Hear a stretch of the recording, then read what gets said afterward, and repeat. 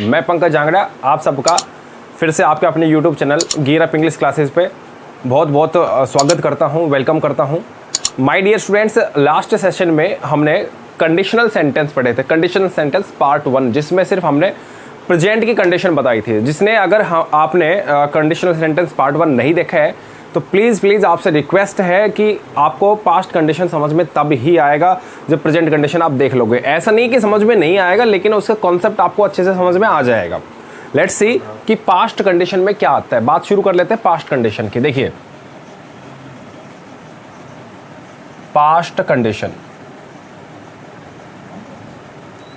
प्यारे बच्चों, conditional sentence का पार्ट है पास्ट कंडीशन। मैंने कहा था 4 टाइप की होती है। एक होता है प्रेजेंट, दूसरा बताया था मैंने पास्ट, तीसरा मैंने बताया था फ्यूचर, और उसके बाद मैंने बताया था आपको इमेजिनरी।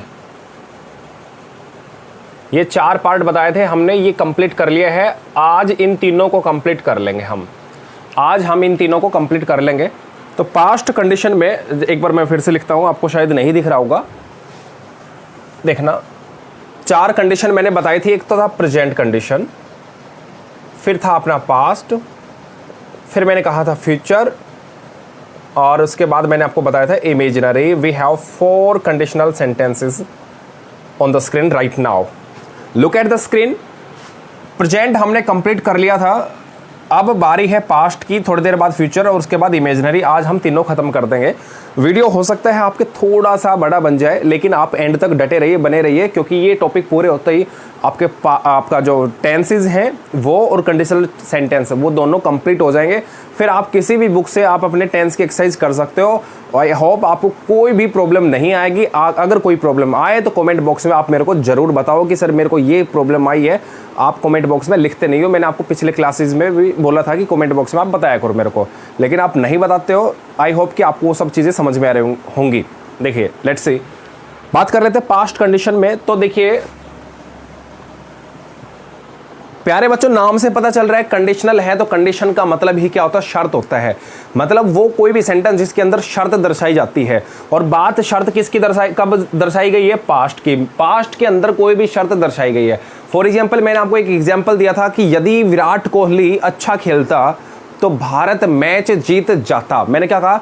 यदि विराट कोहली अच्छा खेलता तो भारत मैच जीत जाता। प्यारे बच्चों, एक बात बताओ, ये पास्ट के अंदर पॉसिबिलिटी थी। किस चीज को बात कर रहा है? ये पास्ट की पॉसिबिलिटी की, कि पास्ट के अंदर, भूतकाल के अंदर किसी भी काम के होने की पूरी उम्मीद थी, संभावना थी, लेकिन किसी एक वजह से दूसरा काम भी नहीं हो पाया। एक काम नहीं हो पाया, उसकी वजह से उसने दूसरा काम भी करने से मना कर दिया या हो ही नहीं पाया।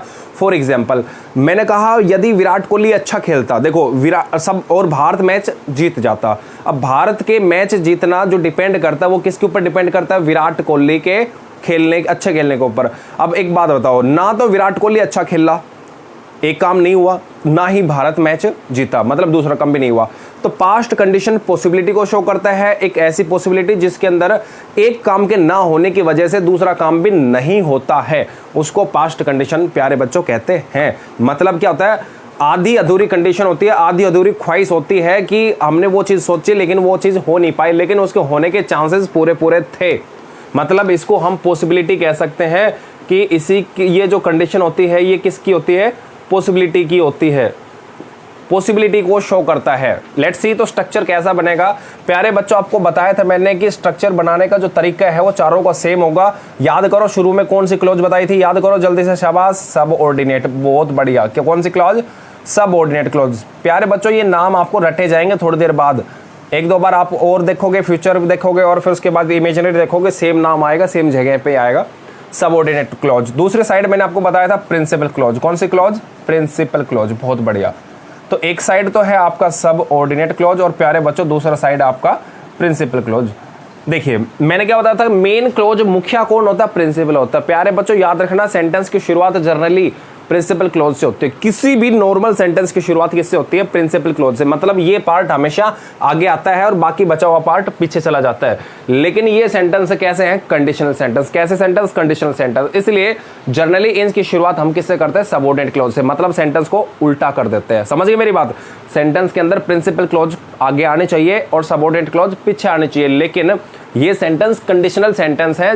क्योंकि ये कंडीशनल सेंटेंस है इसीलिए हमें क्या करना होता है, हमें सबऑर्डिनेट क्लॉज से शुरू करना होता है, इफ से शुरू करना होता है। मेरी बात समझ भाई? ठीक है, अब शुरू में देखना ध्यान से, ये इंपॉर्टेंट है, मोस्ट से भी मोस्ट इंपॉर्टेंट है। सबसे ज्यादा बार क्वेश्चंस अगर पूरी इंग्लिश में कहीं से पूछे गए हैं तो पास्ट कंडीशन से पूछे गए हैं। मैंने क्या कहा? सबसे ज्यादा बार, सबसे ज्यादा क्वेश्चन अगर कहीं पूछे गए हैं तो पास्ट कंडीशन से पूछे गए हैं। तो लेट्स स्टार्ट, इसको देखते हैं कि इसमें ऐसा क्या खास होता है। प्यारे बच्चों, इफ आएगा क्योंकि सेंटेंस कैसा है? कंडीशनल। इफ आएगा, हाँ जी आएगा बिल्कुल। उसके बाद मैंने क्या कहा था, किसी भी सेंटेंस के अंदर मेन क्या होता है? सब्जेक्ट होता है, फिर क्या होता है? हेल्पिंग वर्ब, फिर क्या होता है? मेन वर्ब, और उसके बाद क्या होता है? ऑब्जेक्ट। ऑब्जेक्ट अगर आए तो ठीक, ना आए तो ठीक, हमें इससे कोई लेना देना नहीं है। हमारा मेन काम किससे? सब्जेक्ट, हेल्पिंग वर्ब और मेन वर्ब से है। तो प्यारे बच्चों मैंने लिखा सब्जेक्ट, ठीक है। सब्जेक्ट के बाद याद रखना हेल्पिंग वर्ब, यहां पर आएगी हेड। और अगर वर्ब की बात करें तो आपको पता है हेड के बाद कौन सी फॉर्म आनी चाहिए? जल्दी बोलो। Third form. हेड के बाद कौन सी आती है? Third form. Has, have, head, तीनों के बाद कौन सी फॉर्म आती है? थर्ड फॉर्म आती है। और उसके बाद क्या आएगा? ऑब्जेक्ट। प्यारे बच्चों, ऑब्जेक्ट आए तो ठीक और ना आए तो ठीक, हमें कोई लेना देना नहीं है। सेंटेंस के बीच में देन आएगा। प्यारे बच्चों, इस देन को हिंदी में क्या कहते हैं? तो कहते हैं। देन को हिंदी में क्या कहते हैं? तो जहां पर भी तो आए वहां पर आप क्या जोड़ दोगे? देन जोड़ दोगे, ठीक है। अब एक सेंटेंस पूरा हो गया, मतलब अपना सबऑर्डिनेट क्लॉज पूरा हो गया। यहां तक सबऑर्डिनेट क्लॉज बिल्कुल पूरा हो गया। बीच में कंजंक्शन आ गया। कंजंक्शन का काम क्या होता है? चीजों को जोड़ना। तो इसने जोड़ दिया है, 2 सेंटेंस जोड़ेंगे अपने, सीधी बात ये है। उसके बाद बात करते हैं प्रिंसिपल क्लॉज की। प्रिंसिपल क्लॉज की बात कर लेते हैं। तो प्रिंसिपल क्लॉज में शुरुआत किससे होगी? सब्जेक्ट से होगी। तो यहां पर मैंने लिखा सब्जेक्ट। सब्जेक्ट के बाद आगे वाले साइड अगर देखेंगे तो यहां पर देखेंगे क्या आएगा? वुड। और वुड के बाद क्या आएगा? हैव। और हैव के बाद वर्ब की कौन सी फॉर्म आएगी? Third form. और उसके बाद क्या आएगा? ऑब्जेक्ट। प्यारे बच्चों, ये अपना पूरा रूल था। देखो ध्यान से, मैंने क्या कहा कि शुरू में देखो यहां पर मेन इंपॉर्टेंट क्या है पूरे सब कुछ में? सबसे इंपॉर्टेंट जो पोर्शन होता है वो होता है हेड के बाद थर्ड फॉर्म। इफ वाली साइड देखो, इफ वाली साइड क्या आना चाहिए? हेड के बाद थर्ड फॉर्म। अगर इफ वाली साइड हेड के बाद क्या है? थर्ड फॉर्म आई है, तो बाद वाली साइड डेफिनेटली आपको क्या मिलेगा? वुड हैव के बाद थर्ड फॉर्म। क्या मिलेगा? वुड हैव प्लस में थर्ड फॉर्म। आपने देखो, आपको पता है अगर तेलंगाना के अंदर, हैदराबाद के अंदर, जम्मू कश्मीर में अगर दंगा भड़कता है तो पूरे संपूर्ण इंडिया पे आपको पता है कि उसका असर पड़ता है, हाँ या ना? बिल्कुल पड़ता है। अगर सपोज करो केरल के अंदर अभी तूफान आया हुआ है ताउते, तो उसकी वजह से अपने दिल्ली तक भी आपको उस चीज़ का असर देखने को मिल रहा है, हाँ या ना? बिल्कुल सही बात है। एग्जैक्टली ऐसे ही अगर मान लो सपोज करो सेंटेंस के फर्स्ट पार्ट में अगर कोई गलती है तो पूरे सेंटेंस पे उसका असर पड़ता है, पूरा सेंटेंस गलत हो जाता है। और गलती अगर यहाँ पर है तो भी पूरा सेंटेंस गलत हो जाता है। मतलब ये है, ये दोनों एक दूसरे के डिपेंडेंट हैं। अगर शुरू में हेड के बाद थर्ड फॉर्म आई है तो बाद में वुड हैव के बाद थर्ड फॉर्म का यूज हमें करना पड़ेगा। देखो मैंने क्या कहा, शुरू में हेड के बाद थर्ड फॉर्म आई है तो बाद में वुड हैव के बाद आपको थर्ड फॉर्म का प्रयोग आपको करना पड़ेगा। बिल्कुल ये बात आपको याद रखना है। तो देखिए एक बार जल्दी से सेंटेंस, मैंने क्या कहा, ये कैसे सेंटेंस होते हैं? ये पॉसिबिलिटी वाले होते हैं। मैं उसके ऊपर आपको एक हिंदी लिख के देता हूं, फिर आपको उसकी इंग्लिश बनानी है। प्यारे बच्चों याद रखना, मैंने कहा यदि आप जल्दी आ जाते, मैंने क्या कहा? यदि आप जल्दी आ जाते, कोमा या कोमा नहीं लगाएंगे, तो हम मूवी देखते। मैं मूवी को ऐसे इंग्लिश में लिख रहा हूँ, हिंदी में लिख रहा हूँ। तो हम मूवी देखते। प्यारे बच्चों अपना सेंटेंस ये है। प्यारे बच्चों सेंटेंस ये बना, यदि आप जल्दी आ जाते तो हम मूवी देखते। अब आपने इस टाइप के सेंटेंस खूब हिंदी के अंदर खूब ज्यादा पढ़े हैं, बार बार पढ़े होंगे। यदि ऐसा हो जाता तो वैसा हो जाता, यदि हम जल्दी आ जाते तो वो नहीं मिलता, यदि मैं मिल जाता तो वो नहीं मिलता। इस टाइप की चीजें बहुत ज्यादा हमने पढ़ी हैं। तो वो जो सेंटेंस मतलब एक दूसरे पे डिपेंड थे, लेकिन एक काम के ना होने की वजह से दूसरा काम भी नहीं हो पाया। अब इस सेंटेंस को पढ़ के आप बहुत अच्छे से मेरे को एक्सप्लेन कर दो, ये बता दो कि क्या इसमें दोनों काम हुए हैं। आप सेंटेंस को पढ़ के कहोगे जी नहीं सर, दोनों के दोनों काम नहीं हुए। क्यों? कहता है यदि आप जल्दी आ जाते तो हम मूवी देखते। प्यारे बच्चों मूवी का देखने का जो काम था वो किस पे डिपेंड था? जल्दी आने पे। क्या काम है ना, किस पे डिपेंड था? जल्दी आने पे। ना तो ये भाई साहब जल्दी आए और ना ही हमने मूवी देखी। मतलब ये ना तो मूवी देखी गई ना ये जल्दी आए। तो मूवी क्यों नहीं देखी गई? क्योंकि ये नहीं आया। मतलब इसके ना आने की वजह से, इसके काम के ना होने की वजह से ये काम भी नहीं हो पाया। और दोनों बात प्रेजेंट की, पास्ट की, फ्यूचर की है या किसकी है? आप कहोगे सर बात तो पास्ट की लग रही है, क्योंकि पास्ट में ये ना तो फ्यूचर है ना प्रेजेंट है। यदि आप जल्दी आ जाते, बात कब की कर रहे हैं? कल की, परसों की, पता नहीं कब की बात कर रहा है। यदि आप जल्दी आ जाते तो हम मूवी देखते। मतलब दोनों एक दूसरे के ऊपर बिल्कुल डिपेंड हैं माय डियर स्टूडेंट्स, डिपेंड हैं। तो देखिए इसकी इंग्लिश बनाएंगे। देखो मेन क्या है, आपको सब्जेक्ट देखना है, फिर हेल्पिंग वर्ब, फिर मेन वर्ब, फिर ऑब्जेक्ट। ये सबसे आसान है, ये कंडीशनल सेंटेंस जो है सबसे आसान है। कारण क्या है, सब कुछ आपको लिखा हुआ है इसमें, सब कुछ आपके सामने उसने लिखा हुआ है। तो सेंटेंस एक बार ध्यान से देखो, आपके सामने देखो। इफ, यदि को इंग्लिश में क्या कहते हैं प्यारे बच्चों, इफ, हाँ या ना, बिल्कुल। सब्जेक्ट कौन है, आप, आपको इंग्लिश में क्या कहते हैं, यू कहते हैं। अरे हाँ या ना, बिल्कुल कहते हैं यू। फिर उसके बाद क्या लगाना है, देखो सब्जेक्ट की जस्ट बाद क्या लगाना है, कुछ आपको कुछ नहीं लगाना, सब कुछ इसने लगा रखा है। क्या आएगा, हैड। और फिर वर्ब की थर्ड फॉर्म, वर्ब क्या है इसमें, आना। क्या है वर्ब इसमें, आना, जाना, खाना, पीना, हंसना, रोना। अरे भाई साहब यही तो वर्ब्स हैं, यही तो वर्ब है। वर्ब है ही क्या, verb is an action. Verb is an action, मतलब जो भी एक्टिविटी हम कर रहे हैं, दिस इज आवर वर्ब। तो इसमें आना क्या है, ये एक्टिविटी है। अगर ये एक्टिविटी है, इसका मतलब इसके आने को इंग्लिश में क्या कहते हैं प्यारे बच्चों, कम कहते हैं। क्या कहते हैं, कम। इसकी सेकंड फॉर्म क्या होती है, केम। देखो कम, केम, और थर्ड फॉर्म क्या होती है, कम। तो हमें कौन सी फॉर्म चाहिए, थर्ड फॉर्म चाहिए। तो देखो फर्स्ट फॉर्म नहीं चाहिए, सेकंड फॉर्म नहीं चाहिए, हमें थर्ड फॉर्म चाहिए। तो थर्ड फॉर्म इसकी होगी हैड के बाद थर्ड फॉर्म क्या लिख दी मैंने, कम लिख दी। देखो हैड आ गया, थर्ड फॉर्म आ गई, इफ यू हैड कम। कब, जल्दी। देखो क्या लिखा है इसने, जल्दी। तो आपको देखो अब जो बची हुई चीज है उसको अंत में डालते हैं। देखो मैंने कहा बची हुई चीज अंत में डालते हैं। देखो आपने देखा इफ आया, बिल्कुल इफ लगा दिया। सब्जेक्ट आया, सब्जेक्ट लगा दिया। हेड आया, हेड लगा दिया। थर्ड फॉर्म है, थर्ड फॉर्म लगा दी। अब जो बच गई चीजें उनको बीच में नहीं लिखोगे, कहां लिखोगे, एंड में लिखोगे। तो अर्ली, अर्ली लिख सकते हो, अर्लियर लिख सकते हो, आपके ऊपर डिपेंड है, कोई बड़ी बात नहीं है। अर्ली हो चाहे अर्लियर, दोनों का मतलब क्या होता है, जल्दी। ठीक है, if you had come earlier. फिर आगे क्या होना है, तो। और तो को इंग्लिश में क्या कहते हैं, जल्दी देखो, देन कहते हैं प्यारे बच्चों। मैंने क्या लिख दिया, देन लिख दिया, देन। बहुत बढ़िया। तो हम मूवी देखते, क्या बोला मैंने, तो हम मूवी देखते। तो हम मूवी देखते, तो अब देखो दोबारा से अपना सब्जेक्ट देखो, नया सेंटेंस शुरू हो गया। नया सेंटेंस शुरू होगा तो अपना सब्जेक्ट कौन है, हम। देखो subject, helping verb, main verb, object. तो देखो इसमें देखो पहले कौन आएगा, देखो नया सेंटेंस शुरुआत कौन आया, सब्जेक्ट। सब्जेक्ट कौन है, हम। हम को इंग्लिश में क्या कहते हैं, वी।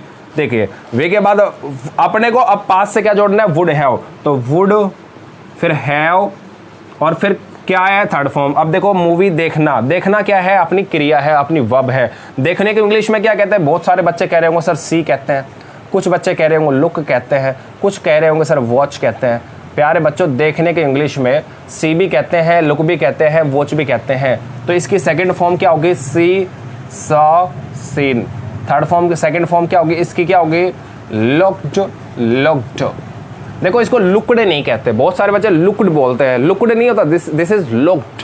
मतलब ईडी को या तो बोलो ही मत, बोलो तो इतना मामूली सा बोलो जो दूसरों को सुनाई ना दे, जैसे लुक, लुक, लुक। ठीक है, लुक्ड नहीं बोलना, दिस इज नॉट लुक्ड। चलिए वॉच, देखो एग्जैक्टली इसमें इसको आप बोलोगे, ईडी को बोलने की कोशिश करोगे तो आप माय डियर स्टूडेंट्स बोल नहीं पाओगे। कारण क्या है, इसको वॉच, वॉच्ड, वॉच्ड ऐसे बोला जाएगा, नहीं, बिल्कुल नहीं। बोलना ही मैनर लेस लग रहा है, नॉनसेंस लग रहा है। तो अगर जो चीजें नहीं बोली जा रही तो लिखने में तो लिखनी है, लेकिन बोलने में बोलनी नहीं है। तो this is watch, watch, watch. तो यहां पर आपको ये बताना सी, लुक और वॉच में से कौन सी वर्ब यहां पर डाल लें, कौन सी वर्ब की थर्ड फॉर्म डाल लें। कुछ कह रहे होंगे सर सीन लिख दो यहाँ पे, कुछ कह रहे हैं सर लुक लिख दो, कुछ कह रहे हैं वॉच लिख दो। प्यारे बच्चों याद रखना, वॉच का मतलब होता है देखना भी। क्या कहा मैंने, देखना भी और सुनना भी। मैंने क्या कहा, वॉच का मतलब क्या होता है, देखना भी और सुनना भी। तो किसी चीज को देखते भी हैं और साथ ही साथ में सुनते हैं, दिस इज वॉच। तो आप मेरे लेक्चर को, अभी मेरी क्लास को अगर आप सिर्फ देख रहे हैं ईयरफोन हटा के या फिर उसको म्यूट करके देख रहे हैं, तो आप बोलोगे sir I see your lecture, I see your lecture. अगर मेरे लेक्चर को आप क्या कर रहे हो, देख भी रहे हो और सुन भी रहे हो, तो दिस इज वॉच। अब मेरी बात समझ में आ गई आपको। तो सी कहाँ यूज करना है, वॉच कहाँ यूज करना है। छोटी छोटी चीजें हैं, हमें बेसिक डिफरेंस नहीं पता होता, मैं आपको बताता चलूंगा, तो मेरे साथ बने रहिए। तो यहां पर थर्ड फॉर्म क्या आएगी, वॉच, वॉच। और क्या देखते हैं, टीवी।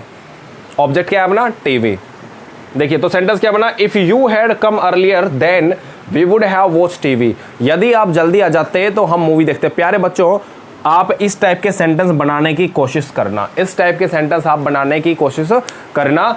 इस टाइप के सेंटेंस पहले हिंदी में लिखो, फिर उनको इंग्लिश में लिखो। अगर कोई मिस्टेक लगती है, कोई चीज़, कोई सेंटेंस बनाना नहीं आता है, तो आप मेरे पास मेल कर सकते हो, या फिर आप डायरेक्ट मेरे कमेंट बॉक्स में उस चीज़ को लिख सकते हो। कुछ बच्चे शर्माते हैं कमेंट बॉक्स में लिखने से। मैंने कहा था कि आप 10 सेंटेंस लिख के मेरे को बताना, और शायद किसी ने भी शायद नहीं, मेरे पास तो किसी का ऐसा कोई मेल या कमेंट नहीं आया जिसके अंदर उसने ये बताया हो कि भाई सर हमने ये सेंटेंस बनाया। तो आप बनाया करो प्यारे बच्चों, क्यों नहीं बनाते? मैं तो ये सोच के पागल हूँ कि इतनी मेहनत हम लोग कर रहे हैं, इतनी गर्मी के अंदर हम आपको पढ़ाने लग रहे हैं, उसके बावजूद भी आप मेहनत करने को रेडी नहीं हो। कोई कूलर के सामने सो रहा है, कोई एसी में सो रहा है, कोई अपने आराम से बाहर की हवा ले रहा है खुली। लेकिन प्यारे बच्चों ये सब हमेशा के लिए नहीं मिलेगा, थोड़ी सी मेहनत कर लो अगर ज़िंदगी भर ये चीज़ें रखनी है तो। Let's see next one. ये तो सेंटेंस आई होप आपको समझ में आ गया होगा। प्यारे बच्चों कई बार क्या होता है कि अगर नेक्स्ट लेवल की बात हो जाती है, कई बार पेपर में क्या होता है थोड़ी सी बात हटके हो जाती है, तो प्यारे बच्चों इस वुड हैव की जगह वो कभी कभी शुड हैव भी दे देते हैं। क्या कहा मैंने? वुड हैव की जगह वो क्या कर देते हैं? शुड हैव भी कर देते हैं। कभी कभी वो कुड हैव भी कर देते हैं, कुड हैव।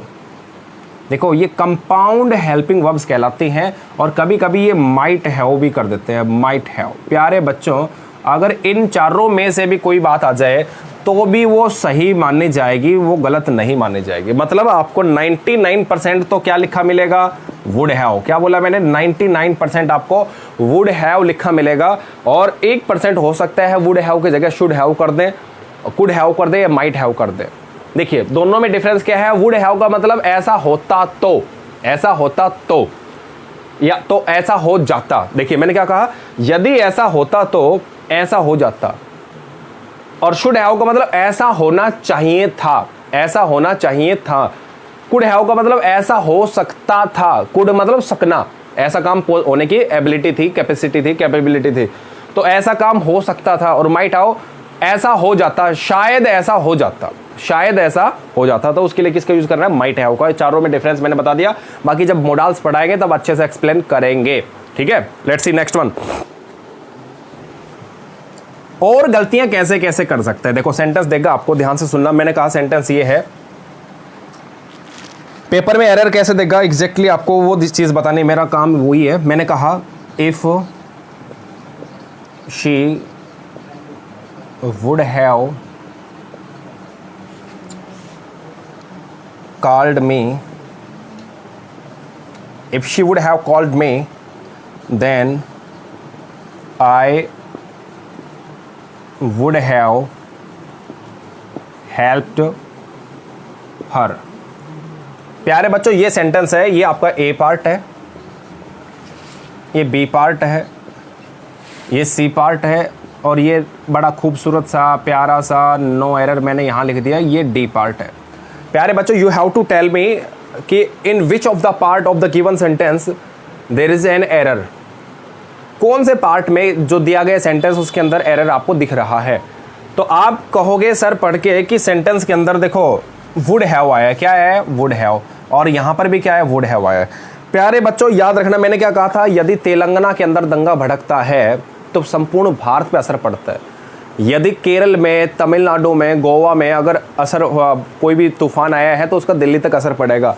तो यहाँ पर क्या आया है? ये देखो यहाँ पर आया है वुड हैव के बाद थर्ड फॉर्म। प्यारे बच्चों क्या है? वुड हैव के बाद थर्ड फॉर्म। और यहाँ पर भी क्या है? वुड हैव के बाद थर्ड फॉर्म। आप कहोगे सर ऐसा तो हमने कोई सेंटेंस नहीं पढ़ा जिसके अंदर 2 बार वुड हैव के बाद थर्ड फॉर्म आए। जी हाँ, याद रखना आपको, ये बिल्कुल नोट बना लो, नोट कर लो, लिख लो इसको, कि आपको कभी भी पूरी इंग्लिश में एक सेंटेंस के अंदर दोनों साइड वुड हैव देखने को नहीं मिलेगा। और अगर आपको कहीं पर भी वुड हैव के बाद थर्ड फॉर्म दोनों साइड देखने को मिल जाए तो माय डियर स्टूडेंट्स वो सेंटेंस 100% इनकरेक्ट होगा। That will be nonsense sentence, right? तो वो सेंटेंस नॉनसेंस माना जाएगा। तो प्यारे बच्चों आपको इतना पता है कि वुड हैव तो आएगा लेकिन एक साइड आएगा, दोनों साइड वुड हैव का यूज हम लोग नहीं कर सकते। हम दोनों साइड वुड हैव को यूज नहीं कर सकते, किसी एक साइड वुड हैव को यूज करेंगे। तो प्यारे बच्चों आप समझदार हो, ये बताओ जल्दी से कौन से साइड वुड हैव आ सकता है? पहली साइड या दूसरी साइड? पहली साइड या दूसरी साइड? आप कहोगे सर ये पहली साइड दूसरी साइड का चक्कर हमें समझ में नहीं आता। हमें इतना पता है कि देन के बाद वाली साइड आपको किसका यूज करना है? वुड हैव का यूज करना है, देन के बाद वाली साइड। तो देन के बाद वाली साइड तो वुड हैव आया है, हाँ जी आया है, मतलब सेंटेंस बिल्कुल यहां तक तो सही है।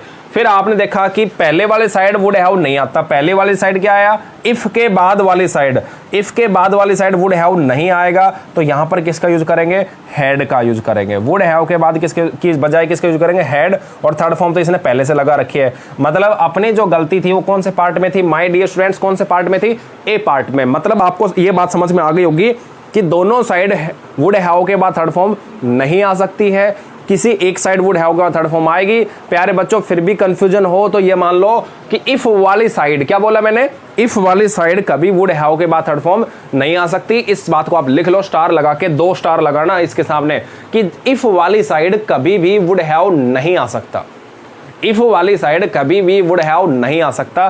देखो एक तो सेंटेंस यहां तक था और एक सेंटेंस यहां तक था, तो इफ वाली साइड जो है वुड हैव कभी नहीं आएगा। और क्या क्या नहीं आएगा वो धीरे धीरे लिखते चलेंगे, ठीक है, यही तो इंग्लिश है, और क्या इंग्लिश है। चलिए नेक्स्ट वन और पढ़ लेते हैं, सेंटेंस छोटे छोटे धीरे धीरे देख लेते हैं। अभी इसी सेंटेंस को वो दूसरे शब्दों में कैसे लिख सकता है, प्यारे बच्चों ध्यान से सुनना, इसी सेंटेंस को दूसरे शब्दों में वो कैसे लिख सकता है। मैंने कहा I would have helped her if she had, या she would have called me. ये ए पार्ट, ये बी पार्ट, ये सी पार्ट, और एक प्यारे बच्चों आपको मिलेगा नो एरर के रूप में डी पार्ट। नो एरर, देखो एरर जो वर्ड है मैं आपको बता देता हूं, यहां पर एरर जो वर्ड है प्यारे बच्चों वो ई आर से बना है, ये एक वर्ब होती है, इसका मतलब होता है गलती करना। क्या करना, गलती करना। ई आर आर आपको कहीं पर भी लिखा मिलता है तो इसका मतलब होता है गलती करना, और E R R O R अगर मिल जाए इसका मतलब होता है गलती। दिस इज नाउन, ये क्या होती है, एक नाउन होती है। तो प्यारे बच्चों ये याद रखना है, एरर का मतलब होता है गलती, और एरर मतलब गलती करना। तो आपसे कोई पूछेगा कि अगर सेंटेंस में कोई गलती नहीं है तो नो एरर पे टिक कर दो, नो एरर पे बोल दो कि नो एरर है सेंटेंस। लगता है कि कोई गलती है तो ए बी सी में कहां पर गलती है वो आपको चेक करनी है। आपका दिमाग खराब हो गया होगा सेंटेंस देख के कि अरे यार वुड हैव के बाद थर्ड फॉर्म, वुड हैव के बाद थर्ड फॉर्म दोनों साइड आई है, लेकिन इस बात पे खुश भी हो गए होंगे कि सर ने बताया था कि दोनों साइड वुड हैव नहीं आ सकता। तो प्यारे बच्चों मेरे को सिर्फ इतना बता दो कि कौन सी साइड आपको वुड हैव नहीं लगाना है, कौन सी साइड आपको वुड हैव नहीं लगाना है। आप कहोगे सर, कुछ बच्चे कह रहे होंगे पहले वाली साइड वुड हैव नहीं आएगा, कुछ कह रहे होंगे दूसरी वाली साइड वुड हैव नहीं आएगा। प्यारे बच्चों इस झमेले में मत पढ़ो, मैं आपको जैसे बताऊं एग्जैक्ट वैसे ही याद रखो। आपने बेशक से कहीं पर भी कुछ भी पढ़ा हो, लेकिन कोशिश करो, मैं आपको बिल्कुल इजी से भी इजीएस्ट जो वे होता है उससे पढ़ाने की कोशिश कर रहा हूं। आपने देखा होगा ना तो मैं ज़्यादा से इंग्लिश बोलने की कोशिश करता हूँ, ना इंग्लिश के वर्ड्स यूज़ करता हूँ, प्योर अपनी जो हिंदी लैंग्वेज है उसमें चीज़ों को समझाने की कोशिश करता हूँ। मुझे पता है कि आप लोगों को वो चीज़ कितने इजी वे में कैसे समझ में आ सकती है, इसलिए मेरी लैंग्वेज जो है बहुत ही सिंपल, सहज और सरल है। तो आप इस वजह से आप मेरे पे ट्रस्ट कर सकते हो, और मैं आपको डेफिनेटली गारंटी देता हूँ कि आपको चीज़ें 100% समझ में आएंगी, बस थोड़ा सा ध्यान देना आपको। देखिए मैंने क्या कहा, थोड़ी देर पहले बताया था, पहले साइड दूसरी साइड का झमेला मत रखो। मैंने क्या कहा था कि जिस साइड इफ आएगा उस साइड वुड हैव नहीं आ सकता। क्या कहा मैंने, इफ वाली साइड वुड हैव नहीं आ सकता। तो प्यारे बच्चों वुड हैव दोनों साइड है, हमारा मेन फोकस किस पे रखना है, इफ पे। अब वो चाहे इफ पहले आए चाहे बाद में आए, क्या कहा मैंने, वो एग्जामिनर पे डिपेंड करता है कि आपका सबऑर्डिनेट क्लॉज को आगे लिखे कि पीछे लिखे। जनरली होता क्या है कि शुरुआत तो इफ से ही होते हैं सेंटेंस की, लेकिन वो आपको कंफ्यूज करने के लिए सेंटेंस की शुरुआत पीछे से कर देता है। तो पीछे वाले सेंटेंस को लिख दिया आगे और आगे वाले सेंटेंस को लिख दिया पीछे, वो उसके ऊपर डिपेंड करता है। अपने को कोई चक्कर में नहीं फंसना है कि यार इसने आगे क्यों लिख दिया पीछे क्यों नहीं लिखा, ये तो पूरा ही सेंटेंस गलत है, ऐसा मत करना। आपको सिर्फ कॉमन सेंस लगा के कॉमन एरर फिगर आउट करना है, कॉमन एरर पता लगाना है कि कौन सा एरर है यहाँ पे, कहाँ पर एरर हो सकता है। तो हमारा जो एरर है फिलहाल वो सी पार्ट में, किससे my dear students, C part में, क्योंकि इफ आया है और इफ के बाद यहाँ पर क्या आया, वुड हैव। तो प्यारे बच्चों आपको किसका यूज करना है, हैड का यूज करना है। मेरी बात समझ में आ गई, इस टाइप की गलती दे सकते हैं, मैंने आपको दोनों चीजें बताई हैं। अब बात करते हैं तीसरे पॉइंट पे, इसी ये इंपॉर्टेंट क्यों है ये आपको पता चल गया होगा इसके स्ट्रक्चर को लेके, लेकिन स्ट्रक्चर बड़ा इजी है। बड़ा इजी स्ट्रक्चर है, आपको 1 सेकंड में आपको याद भी हो जाएगा कि भाई एक साइड हेड के बाद थर्ड फॉर्म आएगी, दूसरी साइड वुड हैव के बाद थर्ड फॉर्म। देखो एक side head plus third form, दूसरी side would have plus third form, head plus third form, would have plus third form. बस इतना से याद रखना आपको, 1-2 बार खुद भी बोलना है, माइंड में चलते रहना।